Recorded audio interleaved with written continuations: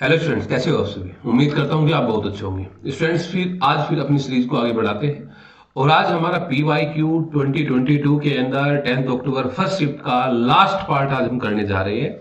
हमने modern history को complete analysis modern history का कर लिया है, मिडिवल हिस्ट्री का कंप्लीट कर लिया है और आज एंशिएंट प्राचीन इतिहास का दूसरा पार्ट यानी कि फर्स्ट पार्ट मैंने करा दिया है, जहां तक हड़प्पा सभ्यता तक आपके 20 से 22-23 क्वेश्चन वहां से पूछे गए थे। हड़प्पा और जो साहित्यिक और पुरातात्विक जो स्रोत है उनके संबंध में आज हड़प्पा सभ्यता के बाद में और पूर्व मध्य काल तक के जो प्राचीन भारत में जो क्वेश्चन फर्स्ट शिफ्ट के अंदर आए हैं उनके बारे में हम चर्चा करेंगे। एक विशेष बात आपने ध्यान रखनी है स्टूडेंट कि दो चीजें होती है। आप जब भी आप PYQ को आप पढ़ते हैं, एक तो स्टूडेंट वो करते हैं कि भाई हमने कोई भी सैंपल पेपर लिया, कोई भी बुकलेट लिया जिसके अंदर PYQ हमारे हैं और एक बार उनसे नजर दौड़ाई, रट लिया उनको और एग्जाम हॉल के अंदर चले गए।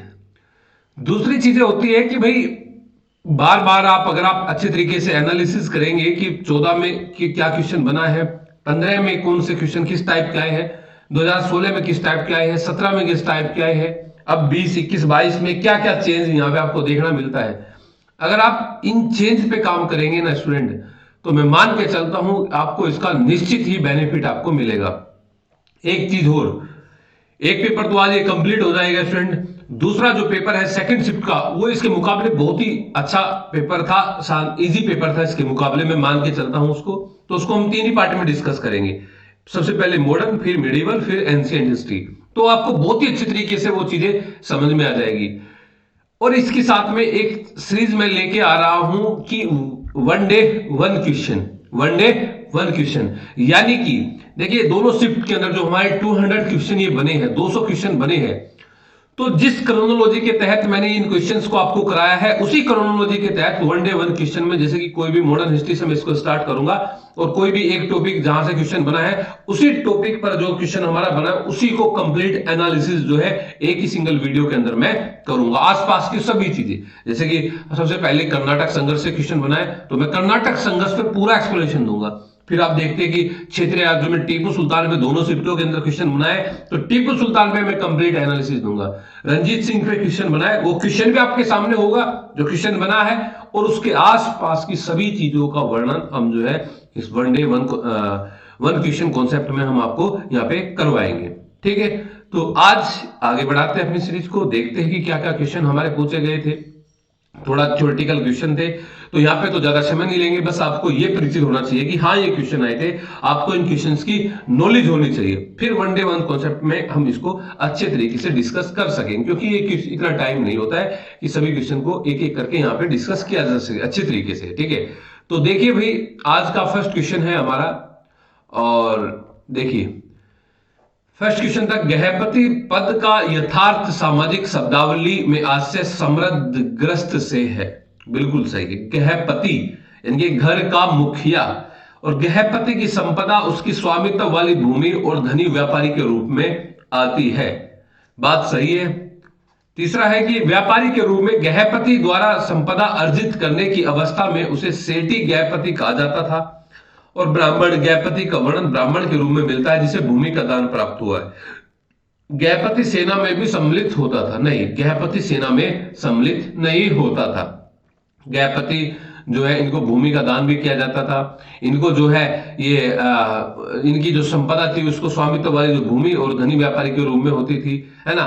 तो ये चीजों का प्रयोग यहाँ पे गृहपति के लिए ये पूरा का पूरा एक सिंगल वर्ड उठाया और आपसे क्वेश्चन ये आ गया। तो आपको पता होना चाहिए कि सेना में सम्मिलित नहीं होते थे। तो पहले 4 ऑप्शन सही है, यानी कि फर्स्ट, सेकंड, थर्ड और आपका फोर्थ ऑप्शन यहाँ पे सही है। नेक्स्ट कि ऋग्वेद में उल्लिखित मृदरवाच का निम्नलिखित में से किस ओर संकेत है। भाई कुछ वर्ड थोड़े टिपिकल वर्ड है दिए गए थे, बट आपको इन पे जाना है, गहराई में जाना है। ठीक है, मर्दरवाच का निम्नलिखित में से किस ओर संकेत है।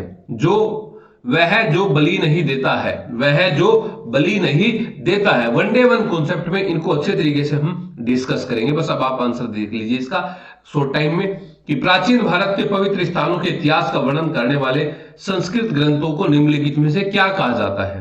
प्राचीन भारत के पवित्र स्थानों के इतिहास का वर्णन करने वाले संस्कृत ग्रंथों को निम्नलिखित में से क्या कहा जाता है? स्थल पुराण कहा जाता है। क्या कहा जाता है भाई? स्थल पुराण यहाँ पे कहा जाता है। ठीक है, नेक्स्ट आप देखिए भाई कि हिंदू साहित्य परंपरा में कौन से ग्रंथ प्रस्थानत्रयी का समुच्चय का निर्माण करते हैं? प्रस्थानत्रयी के समुच्चय का निर्माण करते हैं, तो आप बोलोगे यहाँ पे कि कौन से भाई? ब्रह्मसूत्र और उपनिषद। ब्रह्मसूत्र और उपनिषद प्रस्थानत्रयी के समुच्चय का निर्माण करते हैं। निम्नलिखित में से हे किस क्षेत्र की जनजाति थी? हे किस क्षेत्र की जनजाति थी? जब आप महाजनपद पढ़ते हैं तो महाजनपद में आप 16 महाजनपद पढ़ेंगे, उन्हीं में से एक था अवंती।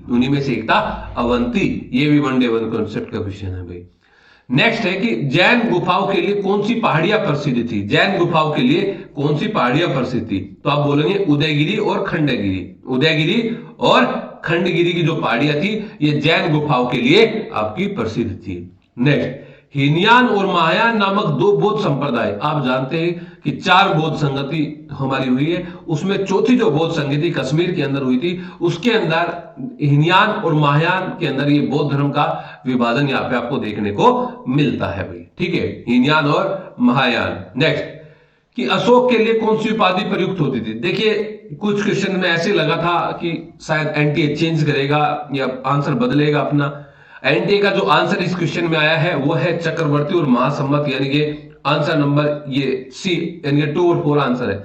लेकिन जब आप देखते हैं कि रुमिनदेई, निगलिवा, ये सब अभिलेख आप देखते हैं, 12वां 13वां शिलालेख आप देखते हैं कि अशोक की उपाधि जो है यहाँ पे देवानाम प्रिय भी उपाधि जानने को मिलती है, लेकिन यहाँ पे आंसर नहीं दिया गया है देवानाम प्रिय का, तो चक्रवर्ती और सिर्फ महासम्मत।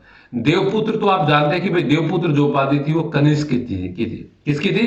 कनिष्क की थी। और देवव्रत और देवराज जो उपाधि थी वो आप जानते हैं चंद्रगुप्त द्वितीय की थी। चंद्रगुप्त द्वितीय यानी कि विक्रमादित्य की उपाधि थी। ठीक है, तो यहाँ पे आयोग ने जो आंसर माना है वो चक्रवर्ती और महासम्मत। देवानाम प्रिय आयोग ने आंसर नहीं माना है, हालांकि ये उपाधि इनकी मिलती है। नेक्स्ट आप देखिए कि मौर्य काल के बाद की सदियों में सिक्कों की ढलाई में काफी तेजी देखी गई। आप जानते हैं भाई जो हम सिक्कों के अंदर देखते हैं कि सोने के सिक्के, चांदी के सिक्के, ये सिक्के, अब आप जब हमारा मौर्योत्तर काल आएगा, जब हमारा यवन शक पहलव कुषाण आएंगे, तो यहाँ पे सिक्कों की ढलाई में काफी तेजी आपको देखने को मिलेगी।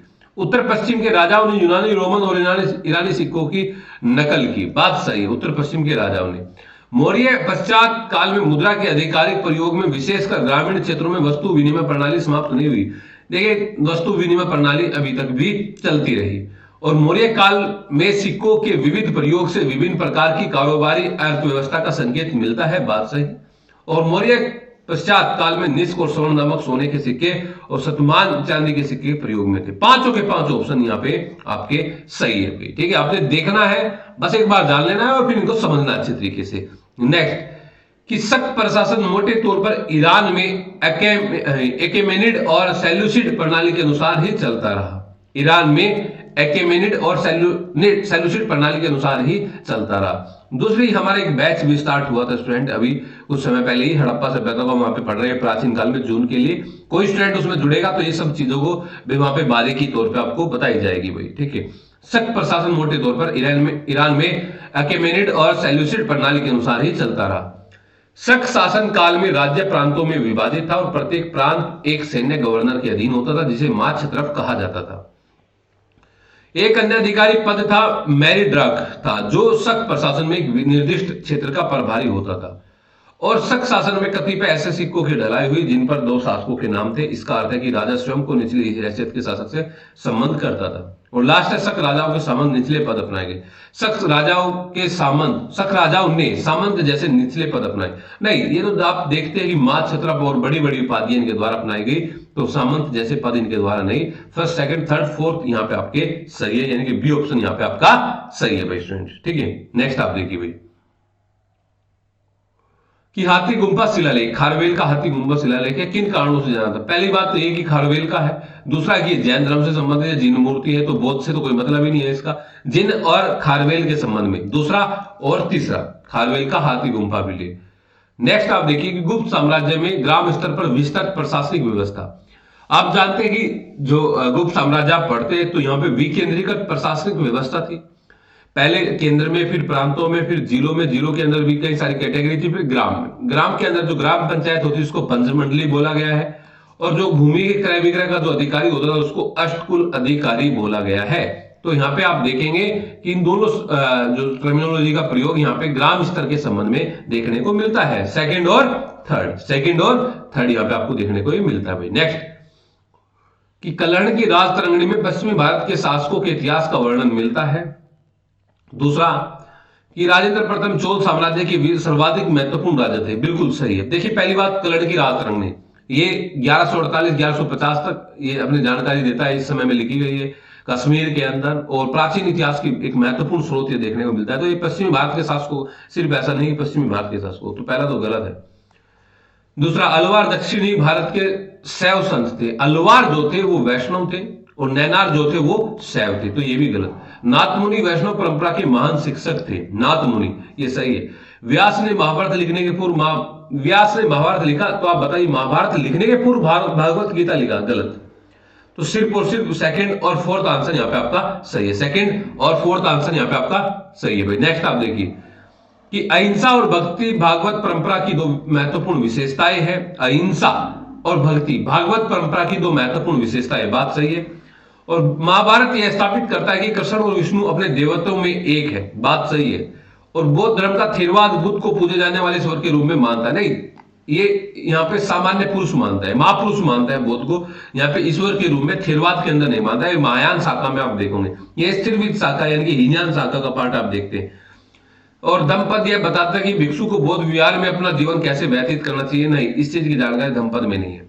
और धर्मचक्र परिवर्तन बौद्ध का मुख्य उद्देश्य था। ये आप जानते हैं कि सारनाथ में धर्मचक्र परिवर्तन बौद्ध ने जो है 5 ब्राह्मणों को दिया था। तो फर्स्ट सेकंड और फिफ्थ यहाँ पे राइट आंसर आपका देखने को आपको मिल रहा है। नेक्स्ट आप देखिए कि उत्तरवर्ती चोल शासकों के, भाई चोल ये एक ऐसा टॉपिक है, जब आप इनके बारे में कंप्लीट अच्छे तरीके से पढ़ पाएंगे तो जब इसका एक्सप्लेनेशन अच्छे तरीके से आप ले पाएंगे, ठीक है। अभी तो आप इसको सिर्फ याद कर लीजिए कि हाँ कैसे कंडलूर और विलियन पर हमला और पश्चिमी चालुक्यों के शासन जो है कुलपाक के वतन का ध्वंस, तंजौर पर कब्जा, सिलोन पर हमला और अनुराधापुर का ध्वंस, श्री विजय का नौसैनिक हमला। ये आप तभी कर सकते हैं स्टूडेंट जब आपको इस टॉपिक की, इस चैप्टर की अच्छे तरीके से समझ आपकी हो। अदरवाइज इनको फिर अब तो मैं बता दूंगा, आप इसको देख लेना। सबसे पहले तंजौर पर कब्जा, फिर कंडलूर और विलियम पर हमला, फिर आप देखेंगे सिलोन पर हमला, अनुराधापुर का ध्वंस, फिर आप देखेंगे श्री विजय का नौसैनिक हमला, और लास्ट में आप देखेंगे पश्चिमी चालुक्यों के शासक कुलपाक के पतन का ध्वंस। यानी कि ए आंसर आप यहाँ पे मोटे मोटे तौर पे देख ले। ये है सिर्फ रटने वाली प्रक्रिया, लेकिन ये आपको मात्र 5 मिनट से ज्यादा याद नहीं दे पाएगी, ना तो एज इट इज क्वेश्चन बनेगा। आपको सिस्टमेटिकल क्रम इसका आना चाहिए। जब आप चैप्टर की समझ अच्छी से होगी तो तभी ये चीज अच्छे से आप कर पाएंगे। चोलों के शासन के अंदर पदी कावल कुली क्या थे? ये एक प्रकार का पुलिस करता। चोलों के शासन के अंदर पदी कावल कुली क्या थे? एक प्रकार का पुलिस करता।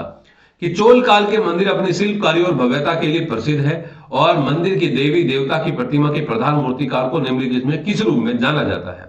किस रूप में जाना जाता है? स्थापति। किस रूप में जाना जाता है भाई? स्थापति के रूप में जाना जाता है। नेक्स्ट, कि निम्नलिखित में से कौन सा लेखक चंदेल वंश के जीवन चरित्र संबंधी विवरण प्रदान करता है?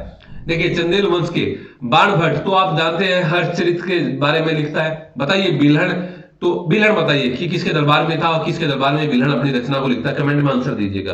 कल्हण आप जानते हैं कि कश्मीर के शासक, कश्मीर के बारे में जानकारी देता है 1148-50 और प्राचीन भारतीय इतिहास का महत्वपूर्ण स्रोत है। तो इनमें से तो कोई सा भी नहीं आंसर है, इनमें से कोई सा भी नहीं, ठीक है। नेक्स्ट आपके यहाँ पे दिए गए हैं भगवती सूत्र। आप जानते हैं भगवती सूत्र में 16 महाजनपदों की जानकारी दी गई है। आप देखिए वरुण सूक्त, सुने सेब की कथा की जानकारी ऋग्वेद में जब आप पढ़ते हैं, जब आप पढ़ते हैं सभा पर्व तो प्रशासन के बारे में मिलता है सभा पर्व में। शांति पर्व राजधर्म के बारे में वर्णन मिलता है, राजधर्म के बारे में वर्णन मिलता है। तो आंसर क्या हुआ आपका? आंसर नंबर ए यहाँ पे होगा, राइट। ओके नेक्स्ट आप देखिए कि प्राचीन काल की महिलाओं का एक क्रम क्रोनोलॉजी आपने बतानी है। ये मैंने क्वेश्चन मध्यकाल में भी आपको बताया था, लेकिन फिर भी मैं लेके आया हूं उसको। सबसे पहले नागानिका सातवां साम्राज्य में आप पढ़ते हैं, उसके बाद में प्रभावती गुप्त में आप पढ़ते हैं। प्रभावती के बाद में जब आप देखते हैं यहाँ पे रानी दिद्दा कश्मीर के अंदर, और फिर अक्का देवी, और लास्ट में रुद्रम्मा जो वाकाटक साम्राज्य की थी। तो इस प्रकार ये जो आपका क्रोनोलॉजी होगा 1/3 यानी कि यहाँ पे 3/3 आपकी क्रोनोलॉजी आपकी यहाँ पे सही होगी।